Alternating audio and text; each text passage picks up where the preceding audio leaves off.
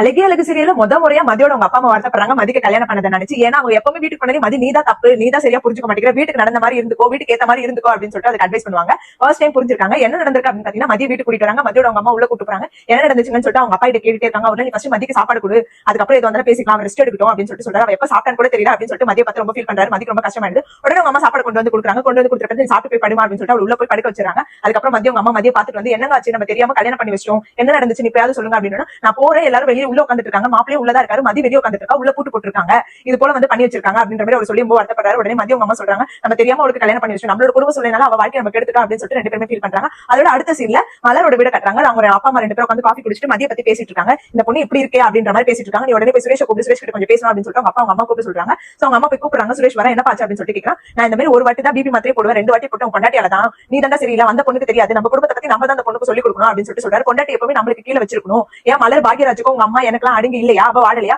உங்க அக்கா ரேவதி உங்க மாமாக்கும் அவங்க மாமியாருக்கு ஏத்த மாதிரி வாழ, இவன் மட்டும் எனக்கு கொம்பு முளைச்சுக்கணும், உன் பொண்டாட்டி நீ தான் அடக்கி வைக்கணும், இன்னும் வீட்டுக்கு வந்தா நீ அதுக்கேத்த மாதிரி சொல்லி புரிய வைக்கணும் அப்படின்னு சொல்லிட்டு அவர் கொம்பு சிவி விடுறாங்க. அவருக்கு சொல்லவே தேவை, ஆல்ரெடி ஒரு போலீஸ் திமுறை அவருக்கு நிறையவே இருக்கு, இன்னும் இதை சொல்லி கொடுத்து இன்னும் அவருக்கு திமுறை ஆயிடுது. சோ அதோட அந்த சீன் முடிச்ச பிறகு அடுத்து மலரை கட்டுறாங்க. மலர் வந்து மதி பேசுறத நினைச்சு ஃபீல் பண்ணிட்டு இருக்காங்க. அவ கரெக்டா தான் பேசியிருக்கா, நான் தான் தப்பா இருந்திருக்கேன், எத்தனை வாட்டி நான் வந்து மன்னிப்பு கேட்டிருக்கேன், சின்ன சின்ன விஷயத்துக்குலாம் மன்னிப்பு கேட்டிருக்கேன், மன்னிப்பு கேளு அப்படின்னு சொல்றதுக்கு முன்னாடி நான் மன்னிப்பு கேட்டிருக்கேன் அப்படின்னு சொல்லிட்டு ஃபீல் பண்ணிட்டு இருக்கும்போது பாக்யராஜ் எழுந்து பாக்குறாரு. என்னாச்சு மலர், நீ அதை நினைச்சிட்டு இருக்கேன் அப்படின்னா, ஆமாங்க அப்படின்னு சொல்லிட்டு அவங்க கிட்டே சொல்றாங்க. எத்தனை வாட்டி நான் வந்து பண்ணாத தப்புக்கு மன்னிப்பு கேட்டிருக்கேன், மன்னிப்பு கேட்டுட்டா நான் யோசிச்சு பார்த்திருக்கேன், இதுல நம்ம என்ன தப்பு பண்ணிருக்கோம் அப்படின்னு சொல்லிட்டு யோசிச்சு பார்த்திருக்கேன். ஒண்ணு கூட நான் தப்பு பண்ணது கிடையாது, எல்லாமே ஏன் குடும்பம் ஏன் ஃபேமிலி அப்படின்னு நினைச்சதை நான் பண்ணிட்டு இருக்கேன், ஆனா எனக்காக நான் நின்னதே கிடையாது, ஆனா அவ கரெக்டா தான் இருந்திருக்கா, நான் தான் தப்பு பண்ணிருக்கேன் அப்படின்னு சொல்லிட்டு ரொம்ப வருத்தப்படுறாங்க. உடனே பாக்யராஜ்ல விடுமலர் அப்படின்னு, நீ விடுமலர் சரி சரியான மலர், இது மட்டும் சொல்லி தவிர எனக்காக ஒரு நாள் கூட நின்னது இல்ல, இதெல்லாம் நான் குழம்பு நான் தான் பைத்திய மாதிரி இருக்கணும், எனக்காக நான் தான் நின்று நான் தான் தப்பு பண்ணிட்டேன் அப்படின்னு சொல்லிட்டு அவங்க அதோட ஃபீல் பண்ணி போய் படுத்துறாங்க. அதோட பாக்யராஜ் படுக்கவே இல்ல, ஒரு மலரை பார்த்துட்டே இருக்காரு. மறுநாள் ஆயிடுது, மலர் எந்த குளிச்சுட்டு ஃப்ரெஷ்ஷா போறாங்க. பாக்யராஜ் கேட்கிறாரு, நீ ஓகேவா மலர் அப்படின்னு சொல்லிட்டு கேட்கிறாரு. நான் எங்க ஓகே ஆகணும், எனக்கு எப்பவுமே நடக்கிறது தானே, நான் எதையும் மறக்க மாட்டேன், நான் மைண்ட்ல வச்சுட்டு தான் இருக்கேன் அப்படின்னு சொல்லிட்டு சொல்றாரு. எனக்கு தெரியும் பாக்யராஜ் எனக்காக நிக்க முடியாது, உங்க அப்பா அம்மா எதிர்த்து நிக்க முடியாது, எனக்கு தெரியும்,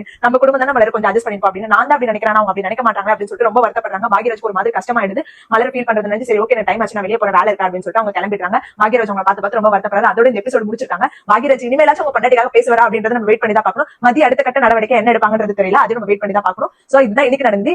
இதுக்கு மேல மோர் அப்டேட்ஸ்க்கு கண்டிப்பா நம்ம சேனல் மறக்காம சப்ஸ்கிரைப் பண்ணிக்கோங்க.